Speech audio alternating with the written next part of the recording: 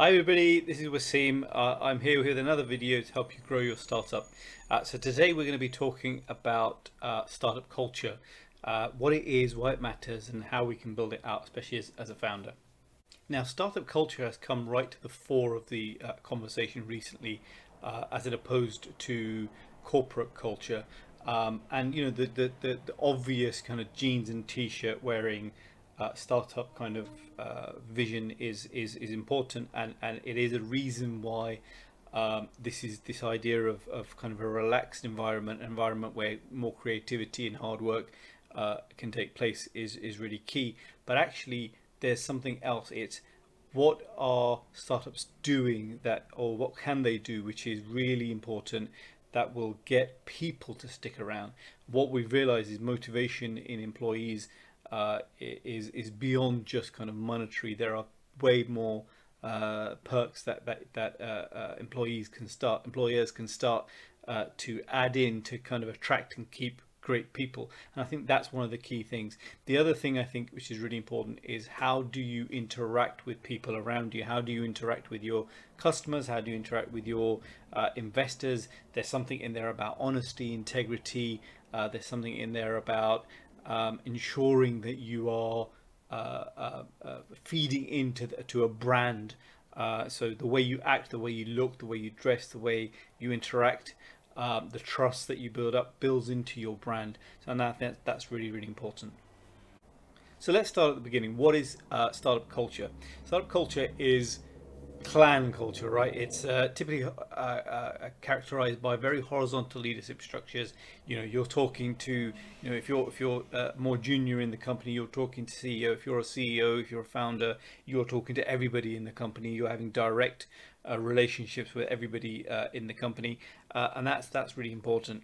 Um, there's a flexibility in communication. Like I said, everybody talks to everybody in a very open way, and that leads to great creative, open, hardworking relationships within the startup. And that translates not only within the team, but also to customers, to investors, to partners potentially, and it's a really good way of having an open, honest conversation within the startup. And in the past, it's been about bringing your dog in, or having a foosball table, or kind of free food or free drinks, or having beer or whatever in the office. But actually, those perks are not really culture. Those are just frills around the edges. The key part of culture is the interaction and the communication. Corporate culture and startup culture are also different, because startup culture is very much defined by a small group of people, and it reflects their personality often. So, in a very big company, in a corporate company, or even in a more traditional kind of business, where kind of business and personal is kept very separate, in a startup, because you're working so hard, you're trying to accelerate as quick as possible.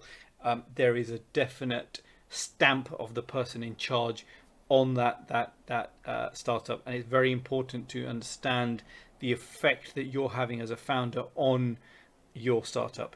And that comes from the way you communicate, how you manage yourself when you're in a stress situation, how you communicate via to all the different types of people that you communicate to. And it's really important to ensure that you are doing that as yourself. So you have to be congruent with who you are as a person, but also it's something which is ongoing and reflective of a culture that you want to build within your startup. So why is it so important to define this culture up front? Um, I think the key word here is, it's your culture, right? It's your business, the way you want to do business. It's your essence, it's your ethos, it's your personality.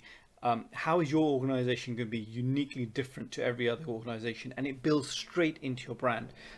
So it's when you go and deal with somebody at, I don't know, Warner Brothers, there's a certain feeling that you get. If you deal with somebody at Toyota, there's a certain feeling that you get. There's an essence of Japaneseness comes from Toyota. There's certain there's certain personality traits that come through when you deal with a company like Toyota, and that's very important. And in the startup world, it's the same sort of thing.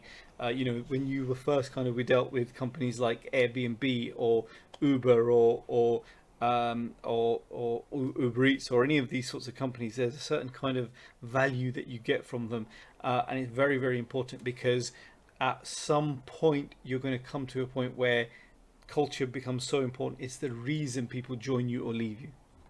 And the other reason it's very important to identify your culture up front is the culture will change. Culture isn't a static thing, not in societies, not in businesses. I mean, if you think about it, the culture of Britain in the 60s was very different from the culture it is now. People dressed differently, they spoke differently, they listened to different music, they listened to watched different films, read different books, had ate different food, so it was a very different world. And the same thing with company cultures. Once you define it, it begins to creep.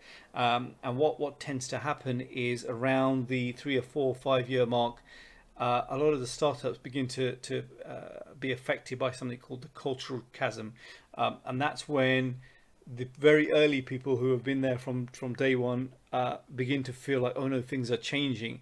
And this is, if you don't have that defined culture up front, that cultural chasm can start to push people away.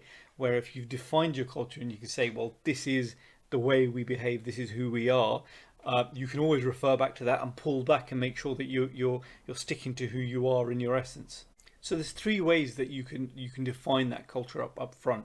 The very first thing that you need to do is establish your mission. Your business is going to struggle if it doesn't have a very solid mission, and this should be done almost before day one. It is essentially who you are as an organization, how you're going to do business, why you matter, what you bring to the world. And it's so key to that. Before you hire your first employee, you already have that set in your mind. We are this company and we do things a certain way. Culture starts from then, and it can veer off course if you're not prepared. I mean, so it's very, very important to have that mission, write it on the wall, tell everybody. Everybody should know, everybody in your company should know what that startup mission is, and should be able to articulate it, and should be able to articulate in terms of themselves, not just the company. The second thing is to define your core values. Your core values are, what are your goals? Who are you as people? Um, uh, how will you communicate? How will you act? How will you look after your customers? These are things which are very, very important to understand. Now there is lots of really great tools out there to go and find out how to tailor your values as individuals and as a company. And I'll try and stick something in the description below. But what's important here is that you tailor those values to your company mission. You have a mission, you say this is what we're going to do overall. Your values then say this is how we're going to do that. These are the core things that we'll do, or how we'll behave, or who we'll be to make sure that we get done what we're going to do. And it's a really important thing to defines culture, because once you have defined your values, your culture kind of comes out of those values. If you're going to be honest, if you're going to be if you're going to put integrity at the forefront, then that will flow into your culture. You will always tell the truth. You will not, if something's going to be delayed, you say it up front. You don't go, oh well, we think it's going to be on time, when it's going to be delayed. And those sorts of things are key to the culture, integrity, and values of the company. And finally, the most important thing, which is communicate your mission and values. I said this in just a second ago. It's very, very important that every single person in your company is able to articulate the mission and their part in that mission. There's the famous story of, I think it's Potter or one of those guys went to a hotel which he really liked, and asked the cleaner, so what are you doing? And she's saying, I'm looking after customers, because that was the mission of that hotel. So she realized that her job as cleaning something is looking after the customer ultimately, or making money for the company ultimately. And that's really important to realize. Your values need to be articulated very clearly to the people around you. The first employees that you have help to build those values out by by enacting them, and then everybody else who joins needs to be trained in those values. Those values need to be drummed home, and every time they veer off course or do something which is not aligned to those values, as a founder, as a leadership team, you need to bring them back and say, well, that behavior is not really acceptable in our organization, because our values are A, B, and C. And that's a very powerful way of ensuring that every action contributes to a broader goals to foster a cohesive, mission-driven culture. That's very, very important. So that's my take on how to build company culture as a founder in a startup. Hopefully you've really enjoyed that, and it's been useful to you. If so, comment, tell me what you think. Are you building out a culture right now? And if so, what are the challenges that you have?